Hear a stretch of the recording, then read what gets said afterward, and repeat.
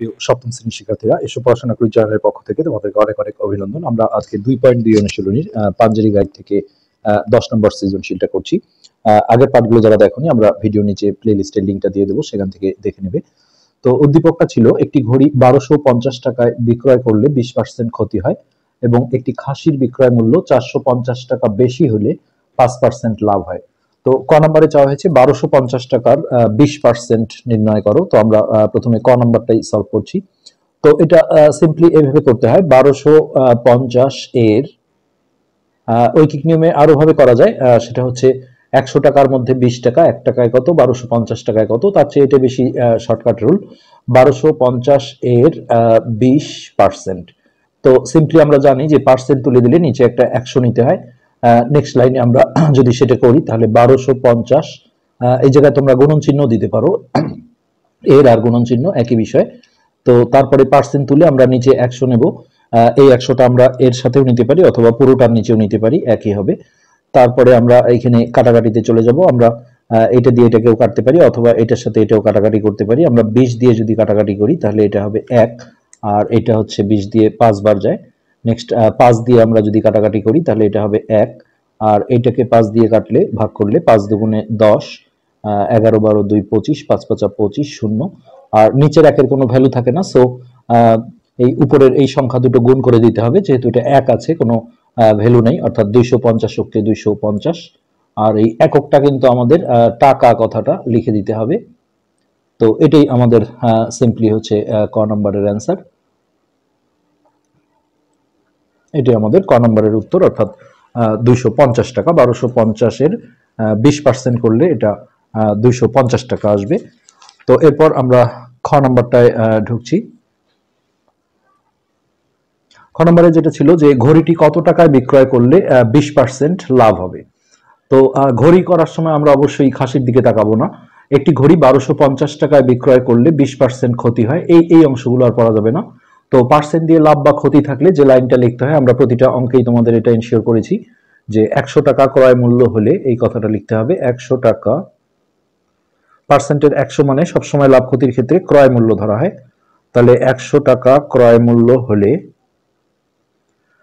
20% ক্ষতিতে, লাভ হলে ওই একই জায়গায় আমরা শুধু লিখতাম লাভে। হ্যাঁ, বিক্রয় মূল্য, ক্ষতি হলে 100 থেকে বিয়োগ দিতে হয়, আর লাভ হলে 100-র সাথে যোগ করতে হয়। তো এটা যেহেতু ক্ষতি হয়েছে, তাহলে 100 বিয়োগ 20 সমান সমান হচ্ছে 80 টাকা।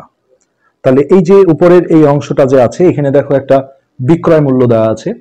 তো এই জায়গা থেকে আমাদের হচ্ছে যে আগে একটা ক্রয় মূল্য বের করে আনতে হবে। যদিও বিক্রয় মূল্য চাওয়া হয়েছে, কিন্তু এটার কাজ অনেক পরে হবে। আগে ওই উপরের অংশ থেকে একটা ক্রয় মূল্য আনতে হবে। তো এই ক্রয় মূল্যটাকে আমরা ডানে ফেলবো। তোমাদের এই জায়গাটা মনে রাখতে হবে যে মূল্যটা দেয়া থাকে, যেমন এটা বিক্রয় মূল্য দেয়া আছে, তার উল্টোটা বের করতে হয়। আর যেটা বের করতে হয় সেটাকে ডানে ফেলতে হয়, অর্থাৎ এটা যেহেতু বিক্রয়, তাহলে আমরা যদি ক্রয় বের করি তাহলে এই ক্রয়টাকে আমরা ডানে ফেলবো আর এই বিক্রয়টাকে আমরা বামে নেব। অর্থাৎ আমরা এইভাবে সাজাবো যে বিক্রয় মূল্য 80 টাকা হলে, অথবা 80 টাকা বিক্রয় মূল্য হলে, একই, বিক্রয় মূল্য 80 টাকা হলে ক্রয় মূল্য হচ্ছে আমাদের 100 টাকা। এই পার্সেন্টের এই লাইনটা থেকেই তোমাকে সাজাতে হবে ডান বাম করে, ক্রয় মূল্য 100 টাকা।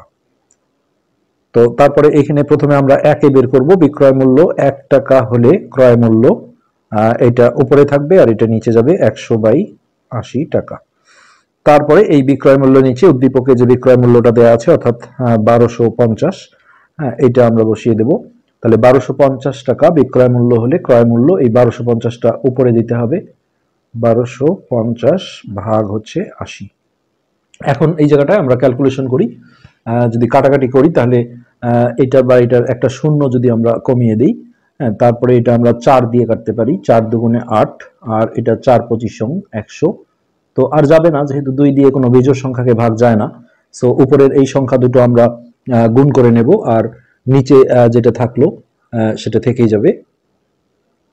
তো সেক্ষেত্রে 125 আর 25 এটা আমরা রাফে গুণ করে নিই। 5 5 25 5 হাতে 2, 5 দুগুণে 10 আর 2 12, 2 হাতে 1, 5 5 আর 1 6, 1 ঘর কাটা। 5 দুগুণে 10 এর 0 হাতে 1, 2 দুগুণে 4 এর আগে 5, 2 অক্ষে 2। তো 5 2 6 5 11 এক হাতে 1, 3125 এটা উপরে থাকলো 3125 আর তার নিচে থাকলো 2। তো এটা আমরা একটা দেখো ক্রয় মূল্য পেলাম, এখানে আমরা লিখে দিই যে এটা আমাদের ক্রয় মূল্য। এবার এই খ নম্বর প্রশ্নে যে কথাটা বলা হয়েছে যে ঘড়িটি কত টাকায় বিক্রয় করলে 20% লাভ হবে। তো এই যে পার্সেন্ট দিয়ে লাভ থাকলে যে লাইনটা লিখতে হয় আমরা এখন সেই লাইনটা আগে লিখে ফেলবো যে 100 টাকা ক্রয় মূল্য হলে 100 টাকা ক্রয় মূল্য হলে 20% লাভে, ক্ষতি থাকলে ওই একই লাইন, লাভে বিক্রয় মূল্য, জাস্ট লাভের সময় যোগ করতে হয় 100 সাথে। তাহলে এটা বিক্রয় মূল্য হচ্ছে আমাদের 100 যোগ 20 সমান সমান হচ্ছে 120 টাকা। তো ফাইনালি যেহেতু বিক্রয় মূল্য চাওয়া হয়েছে আমরা এটাকে ডানে ফেলবো আর 100 টাকাটাকে বামে নেব। তাহলে আমাদের ভাষাটা হবে 100 টাকা ক্রয় মূল্য হলে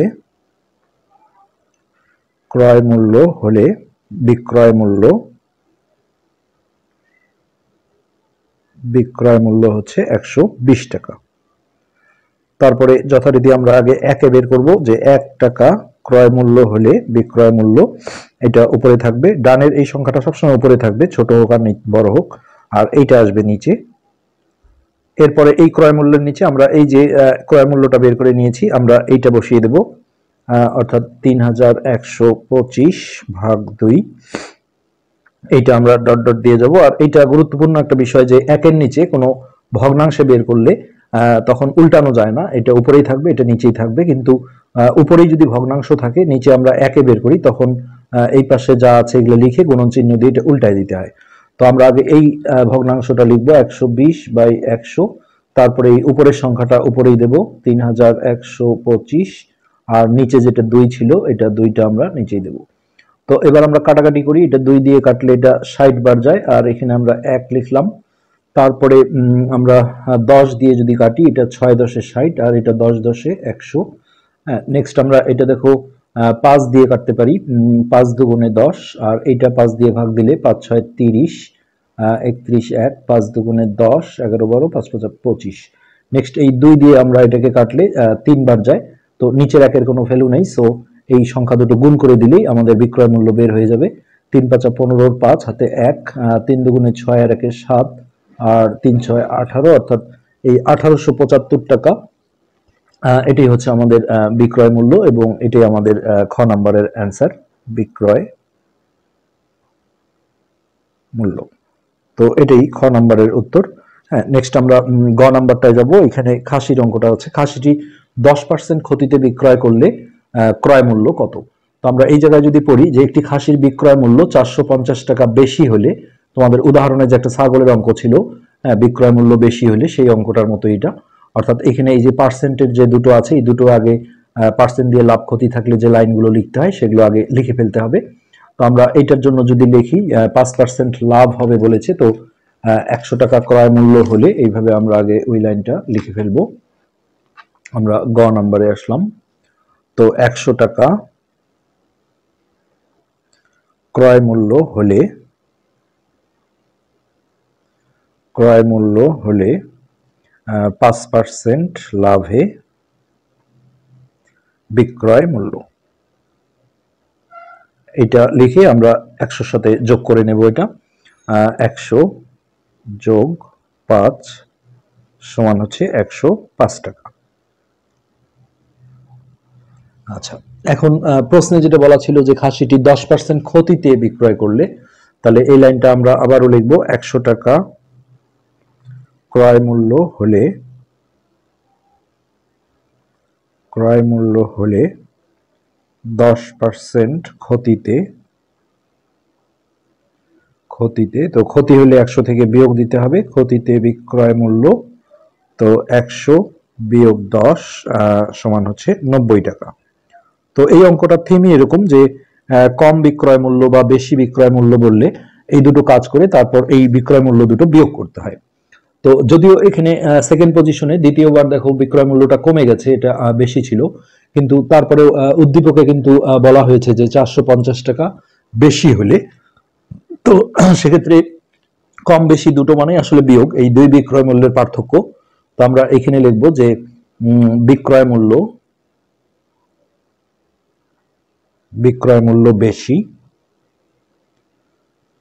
105 মাইনাস 90 টাকা।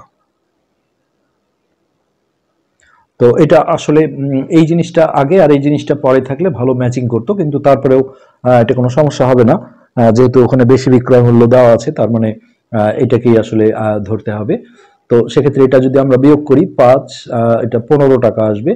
এখন ক্রয় মূল্য চাওয়া হয়, এই অঙ্কটাতে ক্রয় মূল্য 100 টাকা, এটাকে আমরা ডানে ফেলবো আর এটাকে বামে লিখবো। কিন্তু এটা কিন্তু শুধু বিক্রয় মূল্য না, এটা বেশি বিক্রয় মূল্য, বেশি কথাটা ছাড়া যাবে না, অর্থাৎ এইভাবে লিখতে হবে যে 15 টাকা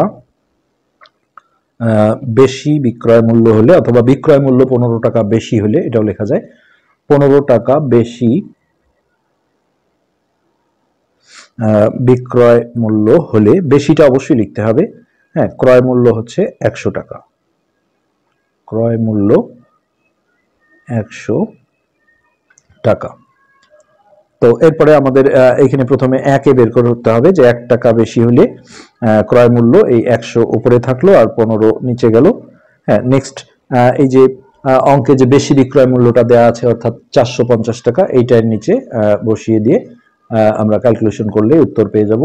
অর্থাৎ এই 450 উপরে চলে যাবে, তাহলে 100 গুণন 450 ভাগ হচ্ছে 15, এটা আমরা 15 দিয়ে ডাইরেক্ট কাটলে 3 15 45 আর শূন্য, নিচের একের ভ্যালু নেই, সো এটা আমরা গুণ করে দিলে 3000 টাকা আসবে আমাদের। এই 3000 টাকায় আমাদের খাসিটার হচ্ছে যে ক্রয় মূল্য, এবং এটাই আমাদের গ নাম্বারের অ্যান্সার হবে, ক্রয় মূল্য।